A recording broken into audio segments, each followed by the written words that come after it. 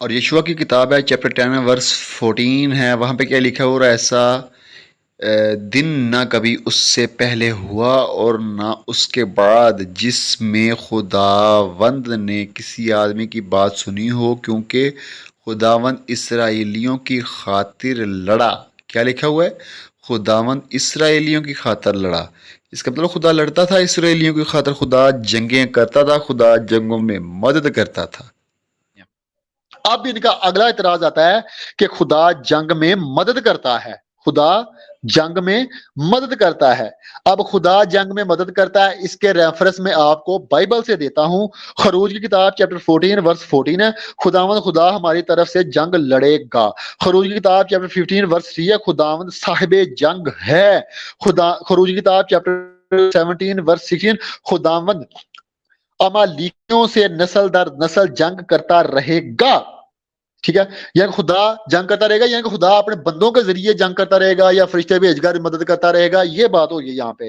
زکریا کی کتاب چیپٹر 14 ورس 3 ہے، تب خداوند خروج کرے گا اور ان قوموں سے لڑے گا جیسے جنگ کے دن لڑا کرتا تھا۔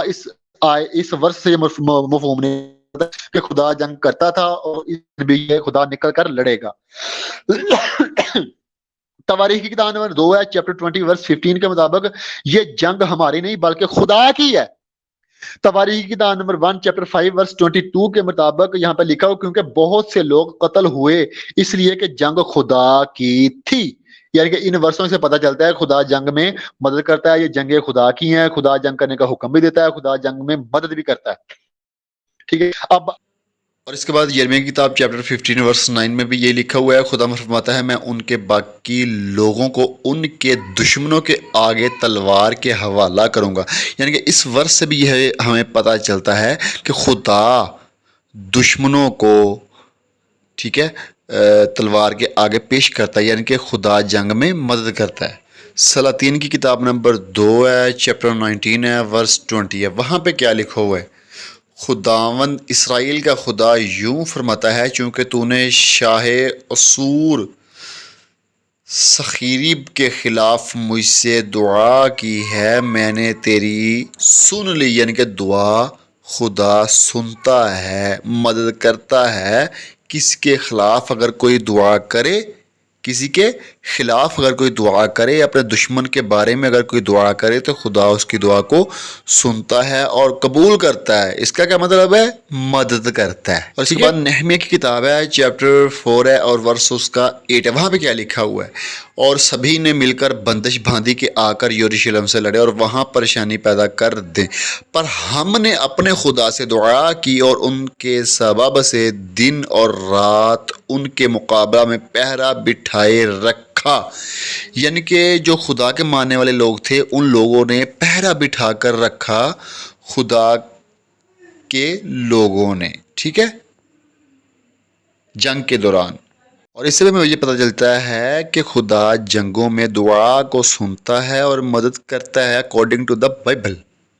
اور یسعیاہ کی کتاب ہے، چیپٹر 37 ہے، ورس اس کا 20 ہے، تو وہاں پہ کیا لکھا ہے؟ سو اب اے خداوند ہمارے خدا، تو ہم کو اس کے ہاتھ سے بچا لے تاکہ زمین کے سب سلطنیں جان لے کہ تو ہی اکیلا خدا ہے۔ یعنی کہ یہاں پہ بھی خدا سے دعا کی جا رہی ہے کہ ہمیں دشمنوں سے بچا لے، اور خدا سے بچنے کی دعائیں بائبل میں بہت سی موجود ہیں اور خدا نے وہ دعائیں قبول بھی کی ہیں۔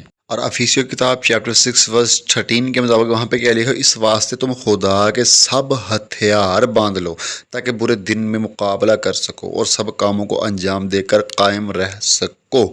یعنی کہ یہاں پہ یہ کہا جا رہا ہے کہ خدا کے ہتھیار، خدا کا اسلحہ جو ہے نا اس کو تم باندھ لو، ٹھیک ہے، اور برے وقت میں تم اس سے مقابلہ کرنا، یہ لکھا ہوا ہے۔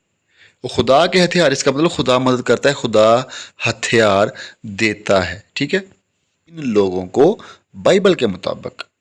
اور یشوع کی کتاب ہے، چیپٹر 10 ورس 14 ہے، وہاں پہ کیا لکھا ہوا؟ اور ایسا دن نہ کبھی اس سے پہلے ہوا اور نہ اس کے بعد جس میں خداوند نے کسی آدمی کی بات سنی ہو، کیونکہ خداوند اسرائیلیوں کی خاطر لڑا۔ کیا لکھا ہوا ہے؟ خداوند اسرائیلیوں کی خاطر لڑا۔